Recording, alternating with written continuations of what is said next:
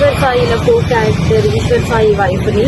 Basic గా నా husband normal గా అయితే మాత్రం మా రిలేషన్ 7 years బట్టి ఎప్పుడు ఎలాంటి డిస్టర్బెన్స్ అయితే లేదు. ట్రూత్ గా చెప్పాలంటే నా హస్బెండ్ నేను ఈ 7 సంవత్సరాలు ఒక్కసారి కూడా నేను ఎప్పుడు ఇలాంటి పొరపాట్లు ఎప్పుడు చూడలేదు. టెక్స్టులు మెసేజ్లు నా దగ్గర ప్రూఫ్లు ఉన్నాయి.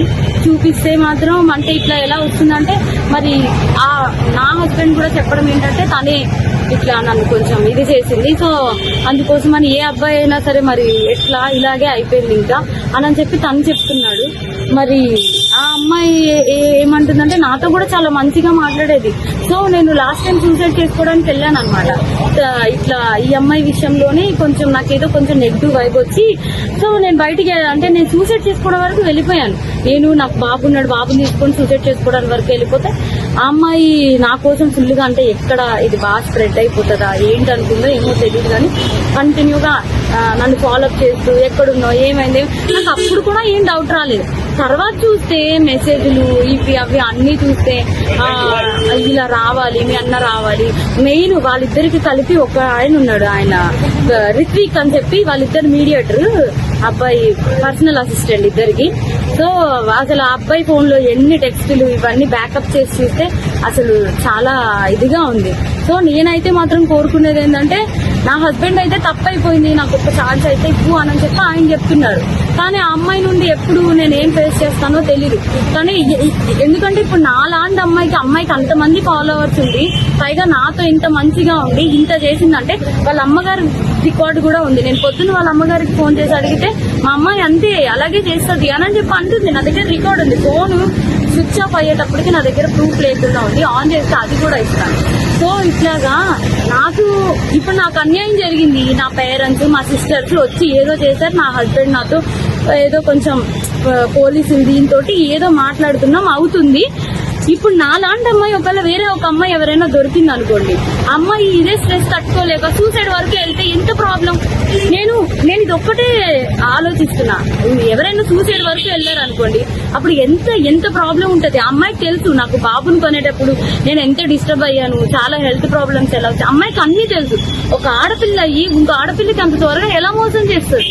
అది కూడా నా పక్కనే ఉండి మళ్ళా ఈశ్వర్ నిన్ను మోసం చేయట్లేదు, నేను అలాగా నీకోసం ఏడుతూ ఇంత చేస్తూ నా హస్బెండ్ తో అసలు అది ఎట్లా ఉండగలుగుతుంది. నా హస్బెండ్ కి డ్రింకింగ్ హ్యాబిట్ కూడా లేదు, అలాంటి తను డ్రింక్ కూడా చేయించారంటే అసలు నాకైతే అర్థం కావట్లేదు. అసలు ఈ ఫోక్ ఇండస్ట్రీ అంటే నేను చాలా ఈయనకి మంచి వాళ్ళందరూ చాలా మంది మాట్లాడుతుంటే అబ్బా చాలా ఇట్లా ఉంటది అట్లా ఉంటది అనుకున్నా కానీ ఇంత అన్యాయం నా వెనక ఇలా జరుగుతుంది అని చెప్పి నేను ఎప్పుడైతే అనుకోలేదు. నెక్స్ట్ ఇదేంటంటే ఇట్లాంటి అమ్మాయిని మాత్రం అసలు ఫోక్లోకి వీటిల్లోకి ఎంకరేజ్ చేయకూడదు. ఎందుకంటే ఇప్పుడు నా హస్బెండ్ కి జరిగింది, రేపు అన్న రోజు ఇంకో హస్బెండ్ వాళ్ళ అమ్మగారే చెప్తున్నారు కదా డైరెక్ట్ గా మా అమ్మాయి అంతే అని చెప్పి. సో ఇవన్నీ కొంచెం చూసుకొని కొంచెం ఫోక్లోకి తీసుకునేప్పుడు కూడా మనుషుల కోసం నేను మిగతా వాళ్ళని అనట్లేదు కానీ ఇట్లాంటి వాళ్ళని మాత్రం కొంచెం చూసుకోండి, కాపురాలు పోతాయి, చిన్నపిల్లల లైఫ్ పోతాయి. కాస్టింగ్ కల్చర్ అనేది బేసిక్లీ ఫిల్మ్ ఇండస్ట్రీలో ఫోక్ ఇండస్ట్రీలో జరుగుతుందనేది ఆరోపణలు ఉన్నాయి. మరి దాని మీద మీ అభిప్రాయం ఏంటి? ఇది కూడా అదే కోణానికి చెందిందా లేకపోతే ఇండివిజువల్? అట్లా ఏం లేదు, నిజం చెప్తున్నాను కదా. మా హస్బెండ్ కి డ్రింకింగ్ హ్యాబిట్ లేదంటే మీరు ఆలోచించండి. నా డెలివరీ దగ్గర నుండి ప్రతి ఒక్కటి నా హస్బెండ్ నన్ను పువ్వుల్లో పెట్టి చూస్తున్నాడు. ఏ రోజు ఇప్పుడు నా హస్బెండ్ విషయంలో 1 minute నేను ఆలోచిస్తున్నానంటే దీనికే.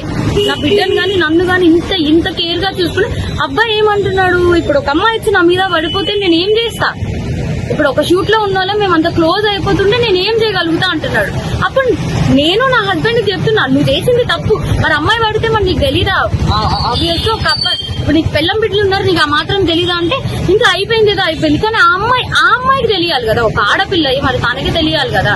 సో నాకు ఇవన్నీ ఎక్స్ట్రా కోసం అయితే తెలీదు. ఫోక్ కోసం మాట్లాడితే మాత్రం చాలా మంది మంచి వాళ్ళని అయితే నేను చూస్తూనే ఉన్నాను కదా, చాలా మంది మంచిగానే ఉన్నారు. కానీ ఇలా పక్కనే ఉండి గొంతు కోసే వాళ్ళని నేను ఇప్పుడే చూసే. పైగా ఆ అమ్మాయి ఇంత సెలబ్రిటీ లాగా అన్నిట్లో డీలో వీటిల్లో వాటిల్లో ఇంత వచ్చి ఒక ఆడపిల్ల జీవితం ఒక్కసారైనా ఆలోచిస్తారు. పైగా తనకి బ్రేకప్ కూడా అయింది. తను నాకు చెప్పుకొని కూడా బాధపడితే నేను అన్నాను మీ బాయ్ ఫ్రెండ్ మీకు ఇట్లా చేసినప్పుడు మీరు ఎట్లా అయితే బాధపడ్డారో అట్లాగే కదా అని చెప్పి కూడా అన్నాను కూడా. తనకి ఆ మాత్రం అసలు ఏవి గుర్తు రాకుండా ఇంత ఎట్లా చేసిందో నాకు అర్థం కావట్లేదు. ఎందుకంటే మీరు అనుకోవచ్చు ఇప్పుడు ఏంటి ఈ అమ్మాయి కోసమే చెప్తుంది వాళ్ళ హస్బెండ్ కోసం. నా హస్బెండ్ 7 years బట్టి నేను కాపురం చేశాను కాబట్టి తన కోసం నాకు తెలుసు. అది నేను చెప్పే తన కోసం నాకు తెలుసు, తను కూడా ఒకటే కదా అంటున్నాడు, మీద పడిపోతే నేను ఏం చేయగలుగుతాను అననే అంటున్నాడు. సో ఇదేం చెప్తున్నానంటే కొంచెం ఈ రోజుల్లో అమ్మాయిలతో కొంచెం జాగ్రత్తగా ఉండాలి, ఫ్రెండ్స్ ఇది అదే అని చెప్పి కూడా నమ్మద్దు. ఈ పోకు వీటిల్లోకి అయితే మాత్రం పోకనే కాదు, దేంట్లో అయినా సరే పంపించే ముందు ఒకసారి ఆలోచించుకోండి అంతే.